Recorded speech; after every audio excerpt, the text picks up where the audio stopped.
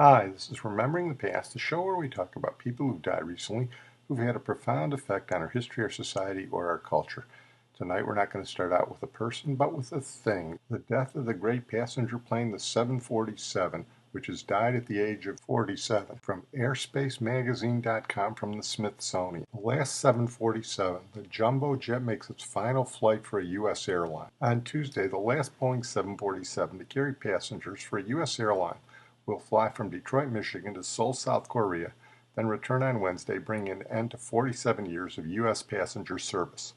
A couple more sports charter flights and a farewell circuit to Delta's biggest hub await the airplane, which will finally fly to the Arizona desert on December 31st to retire probably forever. The 747-400 is reaching the end of its natural service life, and no U.S. airline has bought its intended replacement, the 747-8i.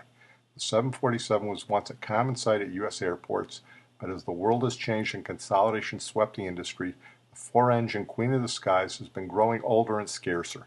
Delta flies the last of them. United Airlines, for years the only other U.S.-based operator flying the jet, parked its last 747-400 in November. A handful of U.S.-based 747s soldier on as charters and cargo airplanes, but many of us will likely never see a U.S.-flagged 747 again. Slightly newer 400s still fly abroad, and a handful will fly with Qantas and British Airways through around 2022, but there is no question of their fates. The age of the 747 is ending. When the first 747 rolled out in 1968, it was unlike any airplane the world had ever seen. The jumbo jet was then the world's largest airliner by a wide margin, and its cutting-edge, high-bypass turbofans and sheer economies of scale promised a new era of air travel when international flights would finally become inexpensive enough for the masses. The age of dependable jet travel was still relatively new, and flying was all but reserved for the upper classes. The 747, enormous, fast, glamorous. Early 747s had piano bars or lounges, graceful in the air and on the ground, was a sign that things really were changing for the better, that the giddy post-World War II techno-optimism could still be realized. For a generation of flyers, the iconic jumbo jet became the very incarnation of the romance of flight and a potent symbol of America's technological and economic dominance. The jumbo jet quickly became the new standard. Airports planned around them, passengers loved them, other companies schemed unsuccessfully to build their own. The 1973 oil crisis and later airline deregulation largely brought an end to glamour and luxury. No more piano bars, but the 747 still evoked the old romance in a way no other modern airliner has since. Boeing refined its flagship continuously, resulting in both wildly popular follow-ons, the 747-200 and 400, and rare oddballs, the 747 SP, air-to-air tankers, Dreamlifters, etc. Meanwhile, for 30 years, the 747 remained the largest airliner available. In the 1990s, European arch-rival Airbus decided that the Boeing jumbo jet's reign was over. The result was the A380, which became and still is the largest airliner around, so big that airports again needed to extend runways, strengthen taxiways, and build new double-decker gates to handle them. Unwilling to concede the market, Boeing updated the 747 with the latest in engines, electronics, and passenger comfort, and lengthened it to further fit more people. The 747-8i for passengers and 8F for cargo were designed to keep the 747 enshrined as the queen of the skies. Both Boeing and Airbus misread the market, and neither the new 747s nor A380s have sold well. Smaller twin-engined airplanes, Boeing 777s and Airbus A350s, can now carry passengers for much lower costs. Two engines are cheaper than four and are easier to reliably fill with customers. Among passengers, the romance of flight has largely been replaced by irritation, and a long flight now is something to endure rather than to anticipate. Well, we're going to move on now to retired Navy Captain Bruce McCandless II, who died recently at the age of 80. Bruce McCandless was the first astronaut to take an untethered spacewalk in 1984 from the Space Shuttle Challenger using the NASA jetpack called the Man Maneuvering Unit, or MMU. Even before his untethered spacewalk, he was a Navy hero. He was a naval aviator who flew missions off the aircraft carrier USS Enterprise during the Cuban Missile Crisis. But what many of the obituaries failed to note is that both his father and grandfather were awarded the Medal of Honor.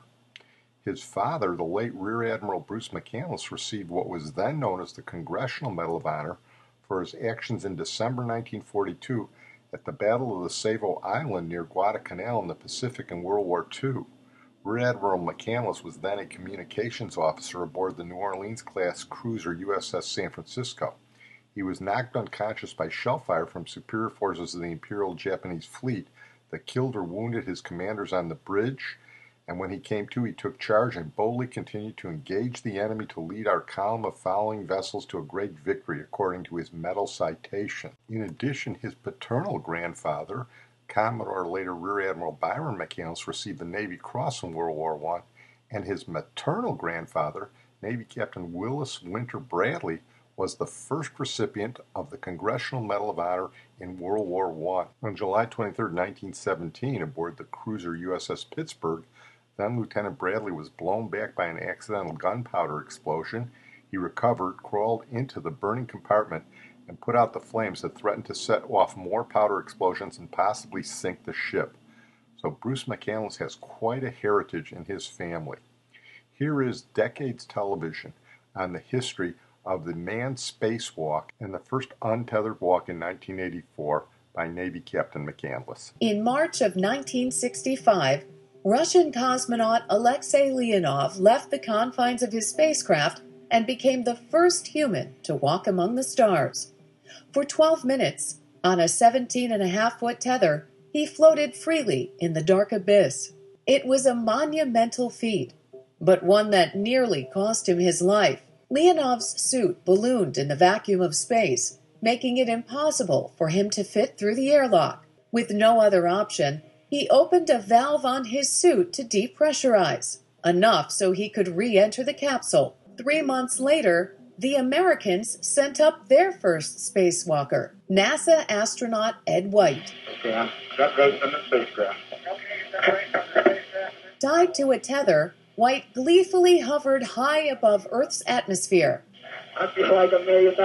White enjoyed it so much, he was reluctant to return to the spacecraft. But by the time he did, he'd outlasted his Russian counterpart by more than a few minutes. And so a record-breaking, highly successful 20-minute walk in space. To be sure, these walks in space were more than just shows of daring do. They were meant as preparations for an eventual landing on the moon. But once that mission was accomplished, the role of extravehicular activities evolved, made not so much for the purposes of testing endurance or maneuverability, but instead for conducting maintenance and repairs. Tilt it up. Try that right there. Oh, okay. That looks as good as you're going to do. Okay. The first EVA repairs were made during 1973's Skylab 2 mission, when astronauts ventured out to fix a stuck solar panel. But like the spacewalkers who came before them, they were tethered to their spacecraft, and it would be another decade before man would be free to soar unrestrained. The prospect of greater functionality outside of the spacecraft inspired NASA to develop the MMU, or Manned Maneuvering Unit. It would get its first test during the 10th Space Shuttle mission, STS-41B. On February 7, 1984, astronauts Bruce McCandless and Robert Stewart strapped in and began piloting away from the Space Shuttle Challenger. Propelled by tiny jets, they toured the vast expanse that surrounded them for nearly 6 hours. McCandless got as far away as 320 feet, and from the windows of the spacecraft he left, he looked like nothing more than a white speck. Oh, this is really beautiful out here. We're getting a nice sun angle and everything. It was the first untethered spacewalk, a milestone immortalized by this image of man flying far beyond the bounds of Earth.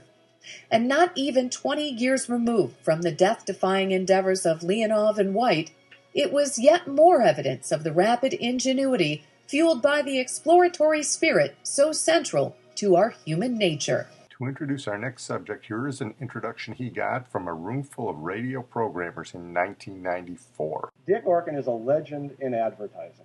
They study him around the world in advertising courses, and he speaks around the world to advertising agencies. Dick Orkin's Radio Ranch is the leading light for humorous radio commercials that both are funny and sell. He's had a lot of success at this, is internationally renowned. If he decides to leave this business, he went to Yale Drama School, as I recall, maybe he's going to write a play and it'll win a Pulitzer Prize, and then maybe he will write a novel, and maybe the body of his writing will win the Nobel Prize for literature. It doesn't matter. When he dies in his sleep at a very old age, the headline in the newspaper will be, Dick Orkin dies, created Chickenman. Well, the legendary commercial radio producer Dick Orkin did die recently at the age of 84, and he did create Chickenman, which ran on WCFL radio in Chicago from 1966 to 1969, but was so popular it was picked up by over 200 stations across the United States and by Armed Services Radio in Vietnam. In 1966, two things were going on in Chicago. There was a heated radio war between WCFL and WLS, and the Batman craze had taken over America. We talked about it in the Adam West podcast, and Dick Orkin created Chickenman, a.k.a. Benton Harbor, a mild-mannered shoe salesman from Midland City who fights crime on weekends. Dick Orkin went on to do a lot of other famous radio commercials. In fact, he was still doing them at the time of his death. But from WCFL in the mid-1960s, this is his magnum opus. And he would do a separate episode virtually every day. Now, another exciting episode in the life of the most fantastic crime fighter the world has ever known.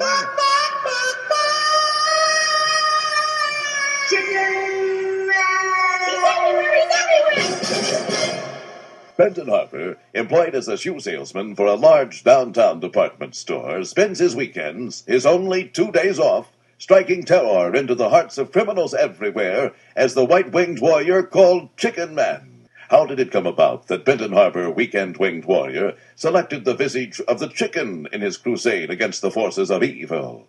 Now it can be told. Yes, may I help you? How do you do? I'm looking for a costume. What did you have in mind? Something that will strike terror into the hearts of criminals everywhere. I see. Well, how about this? No, I don't think so. Why not try it on? Very well. Here, I'll help you. Thank you.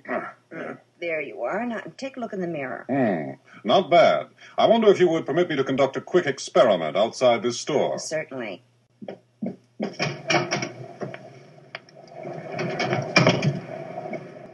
Pardon me, sir. Yeah? Are you by chance a vicious criminal? Uh-huh. Fine. Would you take a look at this costume I'm wearing? Yeah. Do you feel anything strange? Anything at all? Yeah. And what is that? I'd like to kiss you. Kiss me? Yeah. How do you account for that? Because you look like an adorable bunny rabbit.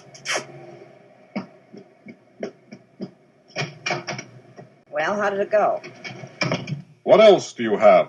A teddy bear and a chicken. A teddy bear? It'd be cute. Wrap up the chicken, please. Be listening tomorrow for another exciting episode in the life of the most fantastic crime fighter the world has ever known.